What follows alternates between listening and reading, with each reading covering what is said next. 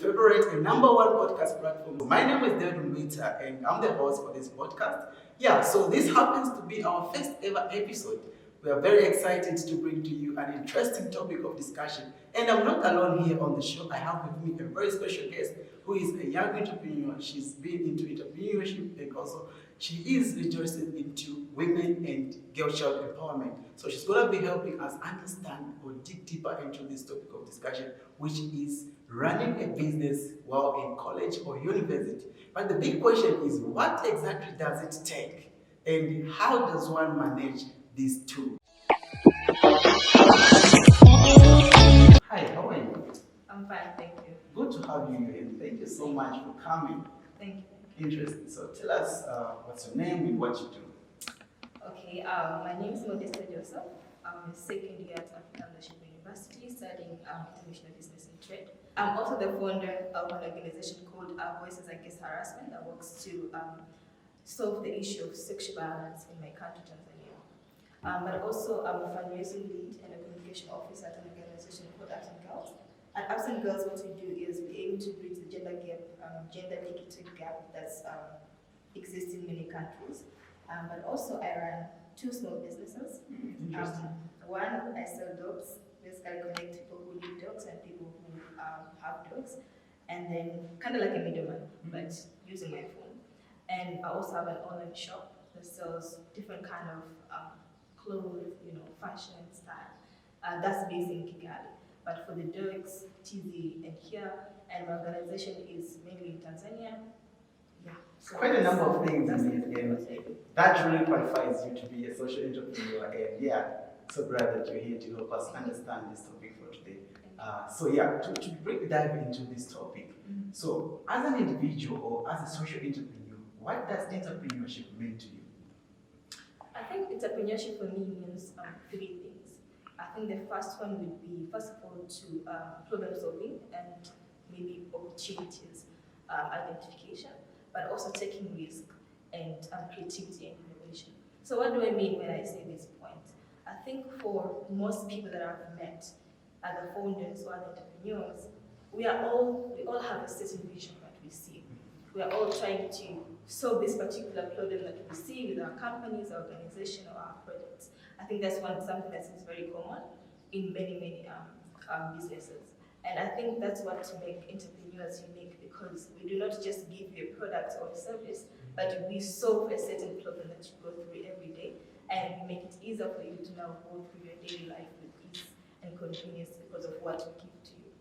I think for the second thing about taking risk, when you're starting a company, right, maybe you're an entrepreneur or just a business person, even the idea of starting a company involves risk. You don't know if it will fail tomorrow or it won't fail, but still there's risk everywhere.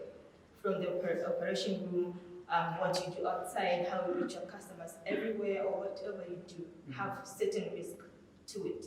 So I think taking risk is a very major part of entrepreneurship. Interesting. So you are a student currently and also involved into entrepreneurship. Now, my question is, what exactly does it take for one to start a business while they're still in college or university? What is it about? What is it like? First of all, I think I would say it's challenging, right? It's challenging to the point that, in a manner that you are a student that's supposed to be reading notes, going to lessons, doing what your teacher asks you to do, but you also have an organization to run, you also have a business to run, you also have someone else you're working for. And all of these places expect that you deliver to them at a very high performance. So I think it's very challenging, but I think what matters is that for you to start, you need to have that passion. I think if you're not passionate about something, you can't even wake up every day and be like, I want to do this thing today, because you don't have the passion within you for that thing. I think that's what it takes. If you're passionate about something, then you have to start thinking about doing it. And that will make you wake up tomorrow, do the same thing, wake up next morning, do the same thing. You want to quit, but then you remember how passionate you are, or you see that problem still existing, and you say, no, I have to go back to work and solve this thing. So I think passion comes it's a booster, and you need that. If you're not passionate about something, I don't think you should be thinking about it. And to add, I would say discipline and asking for support. Mentorship is very important. If you want to have or to run a company, to be an entrepreneur, you need to ask for support. You need to ask for help. I have 5 mentors. Wow. 5 mentors. I don't talk to all of them, but most of the time, I know this question, this mentor, this problem, this mentor. At the end of the day, I get my answers. You get. But I also think discipline is the most important part, because without it, you will lose everything. Okay. Your studies, your work, everything. So if you're disciplined enough to manage yourself, to be able to say, this time and this time, this is what I'm going to be focusing on. Tomorrow or next week, this is what I'm going to be focusing on. You're going to be able to do or achieve great things as you want it. Awesome. So I'm meant to believe that these are two different things. Starting a business and actually running it to some extent is also different. Yeah. So, like in your case, how does one ensure that they run their business effectively? Well, I would reinstate one point, discipline. That's very important. For starting and for you, in order to keep going, you need that discipline every single day, right? You need to be able to manage yourself, to manage your time, to manage your resources, even to manage the cycle of people that you have with you. That's when I said mentorship also comes. So I think discipline and mentorship plays a role. The most important thing of all must always be, you should have a team. You should have a team. Definitely, you can never do, maybe if it's a personal thing, but if you want to do bigger things, you can't do it alone. You can start alone. That's how great people do. They start alone. But then after a year or 2 years, other people see your vision and they want to support that vision. You should let them to support that vision. So for me, I have a team of volunteers. I don't have full-time yet. I'm the only full-time staff in my own organization. But I have part-time staff that I pay a very good deal of compensation to them. So these people help me run my organization while I am here. I work with them virtually. There's things that I do and there's things that they do in Tanzania. When it comes to, let's say, to my experience with an organization that I work for that I mentioned before, it's called Arts and Girls, we have a team of 15 employees. And I feel like every team member in that team plays a very biggest role. If we remove one of us, nothing would go. So I think having a team is very important to run. Yeah, and again, you mentioned something very important indeed, which is finding a team, right? But it could be not as easy as it may seem, So how does one ensure that they have the right team for their idea? That's actually true. It's hard, actually, it's hard. Most people actually, if you go out there and you have a project, people would go, how much does it pay, or stuff like that. But you need to look for not just the talent you can afford, but also if that talent means the person in human resource. If that person is really passionate about what you're doing. That's what I said, people who want to see your vision out there. So if you see a person that think that your vision is something that they can work with, something that they want to contribute to, it's better to take that person than someone who is very skilled and experienced, but working because they have that skill, not because they believe in the idea. Yeah, so I think that's the most important part. If you want to get the best team, find the people who believe in your idea. If you tell someone your idea, 3 minutes in, they still hesitant, I don't think that's the person you should have in your team. So, as it is right now, Africa as a continent has the highest number or the highest percentage of unemployed youths, right? Yeah. And it happens that most of the youths, of course, they have different kind of business ideas. They want to venture into business, and actually, they are advised to really venture into business. But they really kind of face different challenges. So, do you think, or what's to say about the African youths with the entrepreneurship spirit? Do you think we, the youths, have embraced entrepreneurship? Wow, that's a very good question. And I'm a youth, but I can't speak for every youth out there, but I kind of have an outlook or an idea of what things are, because that's something I'm interested in. Someone told me a couple of years ago that we are moving from the industrial revolution to the creative revolution, whereby degrees won't really matter if you do not have the skill that people need, if you're not creative enough, if you can't adapt, if you're not resilient. All these things, because the world is changing every day. Every day we are faced with different changes, and we need those people who can actually adapt and go with those changes. If you have your degree and that's the only thing that you have, you're missing out. We might leave you somewhere because that's not where we're going, right? So I think some youth are getting the idea of this, that where we're going may not look very traditional, may not look like you waking up, going to a job, coming back home. And that's why we see a lot of youth trying to take initiative, setting their own projects. And we see it mostly when people, they are now trying to also monetizing their hobbies. I do that a lot. Trust me, I love dogs, but I say, let me also sell dogs. So you mean dogs, like puppies? Yeah, puppies. Wow. Yeah. So I think youth are also now seeing the trends where the world is going.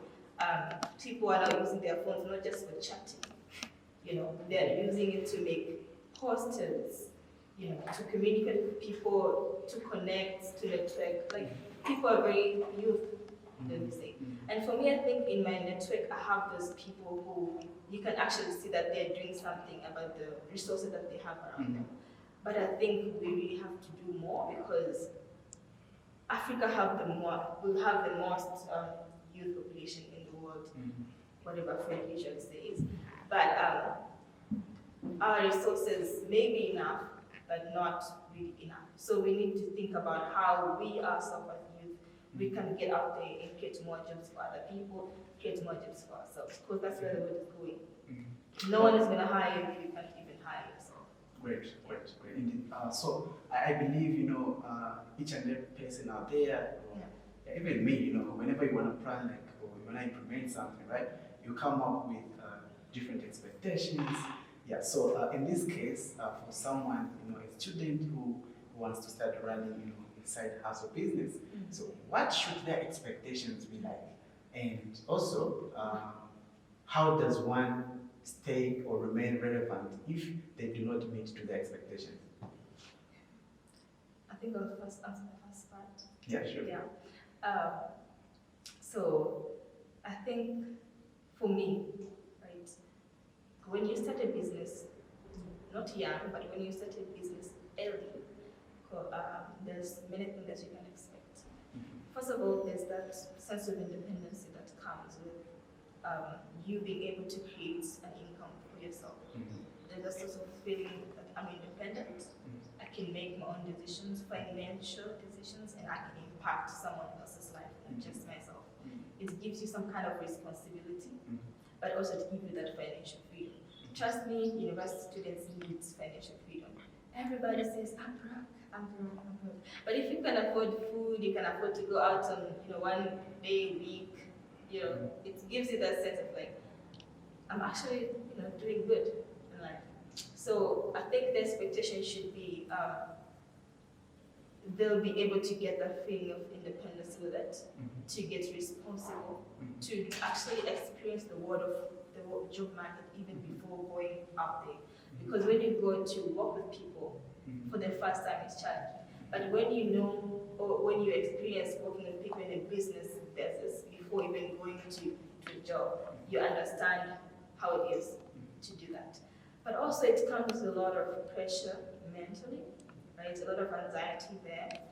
It's very stressful sometimes because first of all, things pile up. Sometimes things becomes overwhelming, and that's fine because life is not supposed to be sorted out every time. Your life is not supposed to be a routine. It's supposed to be exciting. Yeah, and sometimes exciting means not having a very fine direction. You can figure things out. It doesn't mean that you can't do it or it's gonna fail. It just means you need some time, put yourself out, take some lessons, move forward. Embracing the fact also that no one is perfect, right? No one is perfect. We do what we do, and God bless us with something. So I think that's really a good point from you indeed. So okay, as we wrap up, so you as a young social entrepreneur, and you have vast experience so far. Yeah, you really like you're independent, you know. So how would you describe your experience so far?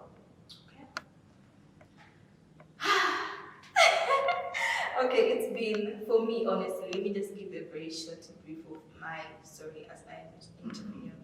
I think for me, I started to, the idea of entrepreneurship, starting something, solving a problem, trying to organize something, plan, and do whatever. I started that when I was 14. Wow. So now it's been Wow. 8 years. 14 years? Yeah, I was 14 years old. I remember back then I started to. Do you mind sharing what exactly business you were doing back then? Oh my god, okay. Not really, at heart I'm a social entrepreneur. Yeah. For me, I started to explore business from last year. I was that one person who, I don't know, it's hard for me to think about money, but I need it. So I need to work for it. But most of the time, something that gives me fulfillment is having a purpose, to be able to say that I'm doing something for the betterment of the community. So most times, the projects that I tend to associate with are social projects, So, but last year is when I really started to become very, very passionate about business. And my boss said, you're good at business. Like everything, whatever you say, Modesta will just monetize that idea. It's like it does not matter how you say. I remember there's a time they were talking about how people don't know how to pitch sometimes. So you can have a person that will go and pitch for them. And then I said, actually, yeah, and we can charge for that. We can have a very good business model for that. We can charge for that. And she said, you should think about business. Every day you and NGOs, think about what you can do with business, because I think you really have that mindset and perspective. That's what she said. But going back to where I started things, it was pretty social for me. The first project that I did was called Archives. Basically, we had this problem of student harassment in public transportation, basically, whereby buses wouldn't take students because the government allocates a fare for students that's very small, and buses do not want that. But it's reached a point where they don't even take a single student from a bus stop. A student gets late and things happen. So I remember when I started the project, my aim was to involve the government. It happened, but after 2 years, because the government. So I think since then, it's gave me a whole direction of my life. From then, I started to have a very big perspective about life and what your life should be about, not just yourself, but even the people around you. That's why I even went to apply to study outside the country, and thank God I got that scholarship, and I am here. But I would say this has been so fulfilled. I cannot imagine my life going to class, finishing class, reading, sleeping, next day class. I would be so sad.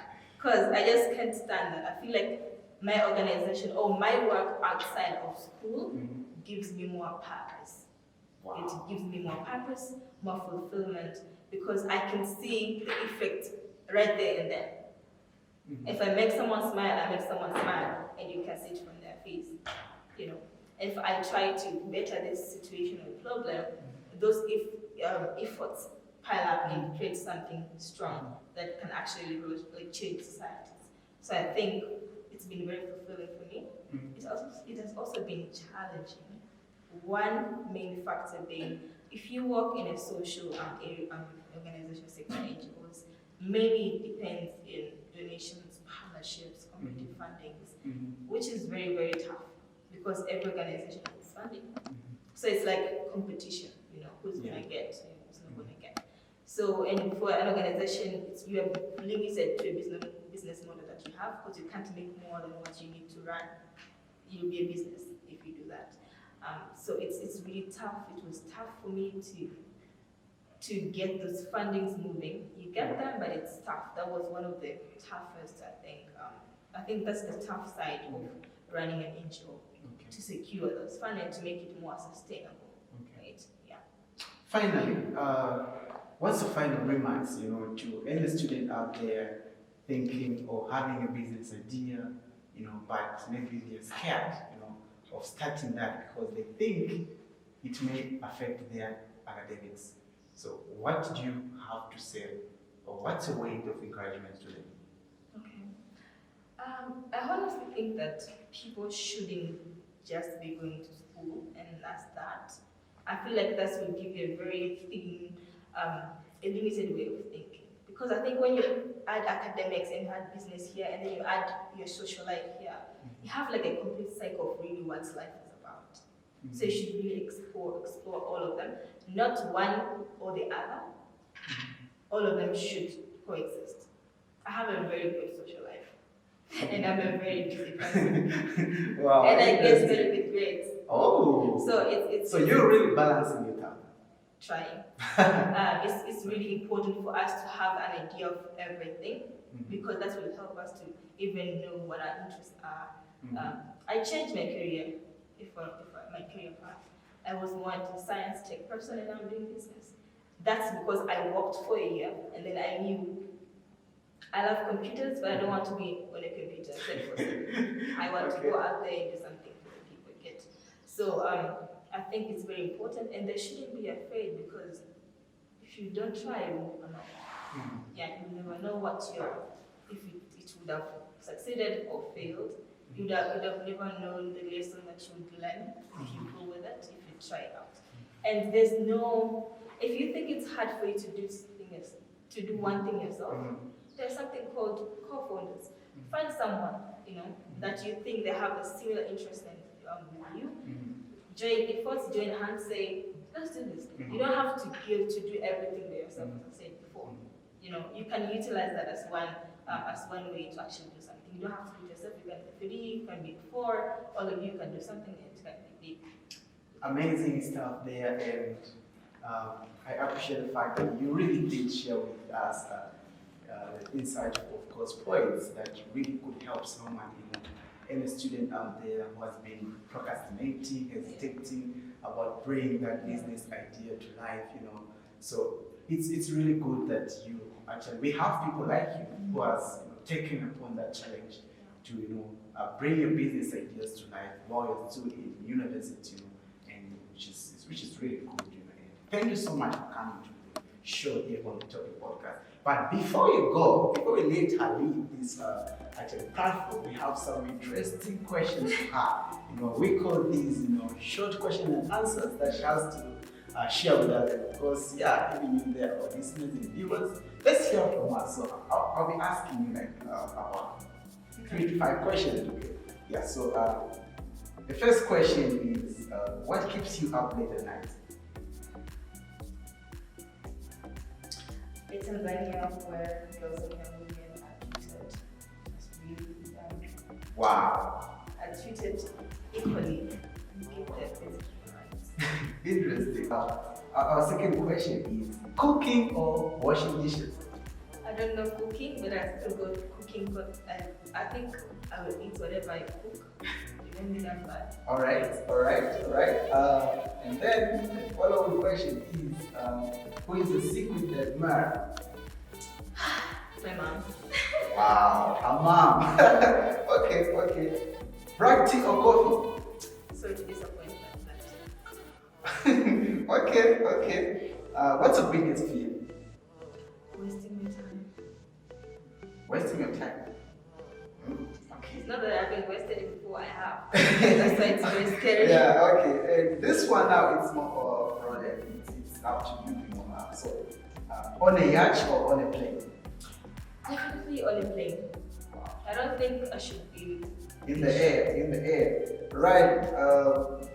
Education or business? Business. Wow, business. All right. Thank you so much once again, Modesta, for making your first appearance here on the Talking Podcast. We are really so grateful to have you. Thank you so much for sharing with us those interesting points and of course knowledge. Yeah, because here that's what we do on the Talking Podcast. We talk about things that really matters. All right, beautiful listeners and viewers out there, this is your host, David Mubita, and you've been listening to the Talking Podcast. Thank you so much for joining with us and for catching up. Make sure you do contribute what you think about the topic, which is running a business while in college or university. The big question still remains, what does it take? We are glad that we are also going to be streaming live on several platforms soon to be announced here on our Instagram page.